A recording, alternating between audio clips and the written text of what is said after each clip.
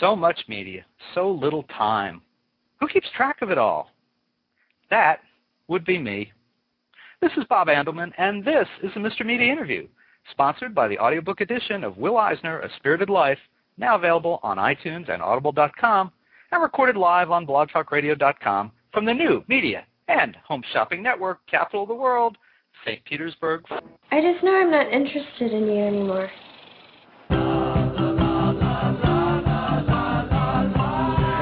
She's actually pretty funny. Well, there was a story one time where she was all... There's a thing that she used to do that was actually really... Oh, she's crazy. She'll ruin your life. Our friend here has sort of an acute form of stasis. She broke my heart, but she's still at it. She hasn't finished the job. She was breaking my heart.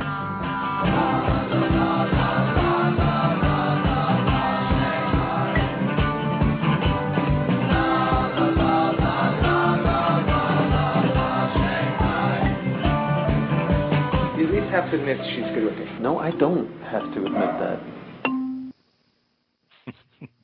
Harmony and Me, Bob Byington's new film about a young man struggling to make sense of being dumped by his girlfriend, is being promoted as a slacker comedy. But the term that struck me, and it may be seriously dated, and maybe I am too, is sad sacker comedy. The character of Harmony, which is a man, not a woman, is played by Justin Rice. And he is so convincingly hapless as a rejected suitor that I wanted to send him over to my mother's house for a comforting bowl of chicken soup. A film like this succeeds, I think, when it absorbs you into the lead's muck and mire, and that Harmony and Me does. As for filmmaker Bob Byington, his film RSO, Registered Sex Offender, premiered at the South by Southwest Festival in 2008, and he was recently awarded the Stanley Kubrick Award for bold and innovative filmmaking at the Traverse City Film Festival. Now, Harmony and Me will have its opening night theatrical premiere at MoMA, Museum of Modern Art in Manhattan, on Friday, September 18th at 7 p.m. Bob Byington will introduce the film and then be joined for an onstage discussion afterward by the film's lead, Justin Rice. The film will then screen daily through Thursday, September 24th. Now, joining Bob Byington in this interview is Harmony and Me actress and producer Kristen Tucker. In the film, she plays Jessica, the woman who dumps Harmony and bursts his heart in a million billion pieces. I don't think that's her honking in the background either, setting the action in motion. Bob and Kristen, welcome to Mr. Media. Hey, how you doing? Hi. Hi, guys. Who's got the duck? I got a cab out in front that keeps honking. Okay. Well, nice to meet you both. Thank you for having us. Of course.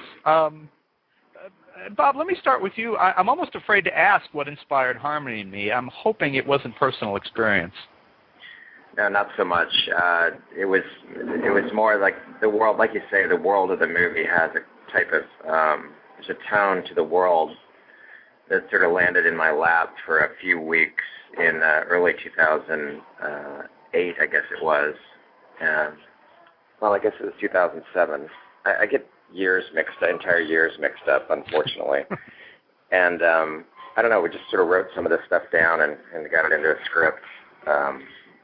Struck while the iron was hot, as they say. And then I found out really that we had, or I had written sort of a universal, the theme of the script had a sort of universal quality. Sorry about that horn. So yeah, that's kind of how the script came together. Can we ever have enough comedic, dramatic stories about love and loss? Well, we were going to say, Kristen is aware of this also, we were going to call this the last breakup movie you're ever going to see. And I think sort of, we felt a little bit self-conscious, I think, and Kristen could talk about this, a little self-conscious, making a movie of this type, because it is the kind of movie that tends to get made these days. Kristen, you want to address that? Yeah, I think, we definitely had to think about that, but I think what we tried to do was, as Bob was talking about, was create this world, and I think as soon as the movie begins, you're in this world of Harmony, and it's not so much the situation that he's going through, but more so, a journey as a person. It could be any situation that he's just kind of stuck, and we try to make it more about that necessarily than it was about a breakup. I have to say that having watched the movie, and I have a picture in front of me of the two of you together, you look way happier with Bob than you ever do in the movie with being around Harmony. Just an observation. Well, Kristen was instructed that her character is never supposed to smile. Whenever I work with women, my only thing I ever tell them is not to smile. I don't have any other direction for actresses, really. So, there's our cab again. Car alarms following me everywhere I go in New York. It's interesting. That that noise must be coming from the last woman you gave any more direction to than not to smile. Right. Now I'm assuming that you're somewhat kidding there, and Kristen, you can correct me if not. But why even say that you give that little direction? Why would I say that? Well, Kristen may have more insight into that than I do, since she was on the receiving end of that. I don't know. That actually was a direction that you gave me in our last film, Registered Sex Offender, and I think that because I was newer to film, I think if Bob had given me a lot of direction, it probably would have been confusing. I don't know. Bob, tends to give simple directions and let the actors kind of feel their way through a character. And that was one of the things that worked for the last film. My character was Tina, and she was, kind of stern. She kind of wore the pants in the relationship. She had this authority about her, and not smiling kind of added a lot to that in this strange way. So. Right. I haven't had the opportunity to see Registered Sex Offender. I'm going to guess from the title that it's not a comedy. Oh, it's a comedy. Yeah, it's all really? Yeah. It's about a guy who gets out of prison and has to do a lot of things mandated by the courts, and it's a comedy about his reluctance to do those things. Wow. I wasn't expecting that, so I don't know what to say to that. Let me come back to poor Harmony. Harmony, the character, is miserable through pretty much the entire film. Were there scenes of even more sadness and depression that were left on the cutting room floor? That's a great question. Kristen also tends to know that stuff in a way that's better than the way I know it. Kristen, do you remember any of those scenes? Yeah, I don't think there were scenes where he was necessarily more miserable, but we did have some cutting to do. The script, the movie definitely has a lot of characters, but the script had even more characters, and as we were making our way through the editing, we realized that, we needed to stick to the story, and we did have to cut some of our favorite characters and our favorite ideas because they just weren't working for the film. So yes, there were definitely scenes that we had to cut. Right. And where did you guys find Justin Rice? I had seen Justin in a film that I'm quite fond of called Mutual Appreciation, and the man who made that is in RSO and plays the sex offender's one-on-one counselor. And I got to know this guy, Andrew Bujalski, who'd made Mutual Appreciation, and in the process started to feel like I was getting to know the protagonist in his film. And one thing led to another, and the script that I was writing I ended up writing it for Justin, and then I sent it to him. The dates are pulling into focus a little bit. I sent Justin the script in August of 2007.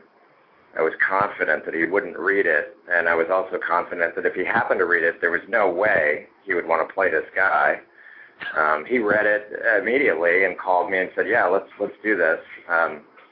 And so that gave us some momentum. He turns a lot of movies down. He's a musician. He doesn't really pursue acting. And so, yeah, when he signed on, we were finishing RSO and we were starting Harmony sort of simultaneously. And as Kristen will tell you, we finished RSO and premiered it at South by Southwest in March of 2008. And I think a week later we started shooting Harmony. And I think Kristen was hospitalized, I think, for exhaustion. So anyway, Kristen worked really hard on both movies, so it's a tribute that she's still alive. To her strength. What does he do to you, Kristen? I think it's the fact that I'm one of the people in the film that also has a full-time gig, so it was kind of that made everything so difficult. But it was definitely worth all of the energy and sacrifice working on these films. So of course I have to ask, what is your day job? I am a circuit designer. I work on a microprocessor. Wow. I don't know. Now she's scaring me. She's beautiful, she's smart, and works hard. I don't know. It's terrifying, believe me. How did you two hook up in terms of you working together? Kristen came in to audition for a smaller role on RSO, and we ended up bumping her up to the girlfriend. She's so talented, and so she plays a truly hilarious character in RSO, a girl who waits for her man while he's in prison, but then won't sleep with him when he gets out. And so it's pretty fun. Her character is pretty funny in RSO. Oh, most guys don't have to go to prison for that; they just get married. What? Sorry. No, that's funny. Sorry. If you're welcome to it, Kristen, what can you tell me about working with Bob? Oh, it's been an incredible experience. Bob is one of the most intelligent people that I know. He's brilliant, and he's unbelievably creative. And what has been so exciting about working with Bob is the fact that, I've been able to give creative input, especially in the editing process, which I find fascinating. It's really exciting to work on a film where there's a lot of freedom. Like when we would get on set, we would shoot the scripted material, and then we would have room to play if any of us had, any impulses. And it's been a really incredible experience. And how did you go from acting in the first film to acting and being a producer in the second film? Well, I sort of came on as a co-producer in the first film, Registered Sex Offender, and they just kind of happened one after the other, and it just sort of made sense, I guess. Right, I can answer that also because Kristen's background as a circuit designer gives her a type of mentality that you won't see that often in independent film. She's got a problem-solving mentality that was a welcome addition to our team, and she truly doesn't really see very many problems that she doesn't feel like she can, pull apart and solve. So that was great. So she kind of brings a real-world logic to the artsy-fartsy world of independent filmmaking? Exactly. She has a much different way of thinking about things than you're going to run into that often, and that's really helped my work a lot. I don't know. We're sort of acting like, we won an Academy Award or something, too, and it's like, let's dial it back a little bit, if we could. Just getting a little bit self-congratulatory is all. I just wanted to take a breather from that. In this interview, I hadn't noticed that. Really? Really? Okay, good. Okay. All right. Yeah. All right. I was blushing that Kristen said that I was brilliant. I got upset. Oh well, that was Kristen saying that. That wasn't me. I didn't say anything of the kind. And I certainly won't now because I don't want to. I don't want you to get upset. So, Kristen, in this film, Harmony and Me, you're the pivotal player in the action here, although you aren't on screen that long. Was this a fun role? Yes, it was. And I kind of like that Bob kind of considered Jessica to be kind of a ghost. She would kind of appear every now and then, kind of just tying the story together. So it was fun to kind of have these scenes that were in different parts of the film and kind of pop in and just kind of make things happen, I guess, keep the momentum going. Yeah, it was working with Justin was fantastic. He's a wonderful person, but also just a lot of fun to act with. So yeah, it was a very fun role. I like the last scene that you do with him. I won't give it away near the end of the movie, but yeah. It's just it's so you think one thing might happen and then it's not that, and then The way you walk out, it was just priceless. And Bob, I'm complimenting her, not you. So Okay, good. Thank you. Don't take it the wrong way. What will it take, Kristen, for you to give up your day job and do this full time? I suspect you guys are probably going to work together again if you're not already. Yeah. I think I'm definitely making my way towards working on film. It's definitely something I'm really passionate about. So I think, it's just a matter of time. And Bob, now that I know that Registered Sex Offender, despite its title, it was a comedy. Of course, now I want to go out and see it. But what are you doing? What are you doing going forward? There's our friend with the car alarm again. Well, since I got to New York, I've been followed the entire time by car alarms and car horns. So I don't hear it anymore. Now, for someone to talk to you, you're not screaming comedy. You're very low key. You're very so. Does the comedy come from you in the writing process, or do people hang out with you because you're a funny guy to be around? I'm just kind of curious. That's a good question, and I don't know. Kristen was sort of watched us as we got more and more interested in comedy. I think Kristen, you came on board at a time when we started to get more and more interested in the laughs that RSO had to offer, and then we sort of continued to pursue that through Harmony. Yeah. And I know that's where my curiosity lies. I have a curiosity about comedy, and I don't have the depth of curiosity towards some of the other things, the other genres. Do you, do you see yourself, or would you like to go from being, having the words indie filmmaker ahead of your name in most descriptions to filmmaker? Would you like to make bigger, broader comedy? Do you want to stay in kind of this niche that you've created? We're working on another project that's a little bit bigger, and I think we're taking baby steps. The RSO budget was a smaller type budget, Harmony a little bit bigger, and we're moving toward a budget that's a little bit bigger with this next project. It's called Seven Chinese Brothers, and it's also comedic in tone. Now, from that title, I was pretty sure it was going to be a comedy. I'm a little easier for me to guess at that one. It sounds funny, doesn't it? It does. What is that one? Can you tell us a little bit about the plot? I'm afraid if I do, it won't sound funny. Now you put me on the spot a little bit. How do I talk about this and make it sound funny? Do you know Cantonese? There aren't any Chinese people in it, unfortunately. The title comes from that REM song, Seven Chinese Brothers. I don't know if you remember that song. Mm-hmm. It's just about a guy trying to learn how to tell the truth with some fits and starts.